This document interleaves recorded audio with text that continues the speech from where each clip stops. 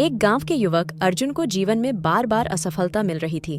वह निराश था और सभी रास्ते बंद लग रहे थे। उसने सुना कि पास के जंगल में एक साधु रहते हैं जो जीवन के सबसे गहरे रहस्यों को समझाते हैं।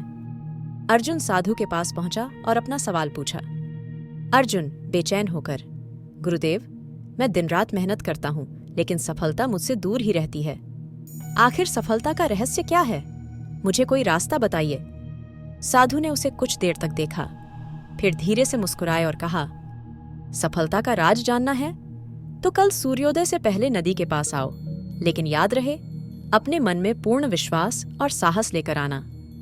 अर्जुन ने हामी भरी, लेकिन उसके मन में सवालों का तूफान था। क्या नदी में ऐसा कुछ है जो मुझे सफलता दिलाएगा?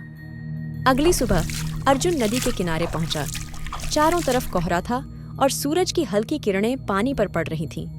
साधु पहले से वहां खड़े थे। तुम तैयार हो? हाँ गुरुदेव। साधु ने इशारा किया और दोनों धीरे धीरे नदी में उतरने लगे। पानी ठंडा था और अर्जुन के मन में एक अजीब सा डर घर कर रहा था। जब पानी उनकी छाती तक पहुंच गया तो साधु अचानक अर्जुन के सिर को पकड़कर पानी के नीचे डुबोने लगे। अर्जुन हैरान था। उसने बचने की कोशिश की, लेकिन साधु ने उसे मजबूती से पकड़ा हुआ था। वह छटपटाने लगा। पानी के अंदर उसकी सांसें खत्म हो रही थीं। उसकी धड़कनें तेज हो गईं। उसका दिमाग बस एक चीज पर केंद्रित था, सांस लेने की चाह। मुझे सांस चाहिए, मैं मर जाऊंगा। कुछ देर बाद साधु ने उसे बाहर निकाला। अर्जुन हाँफते हुए तेजी से सांस लेने लगा।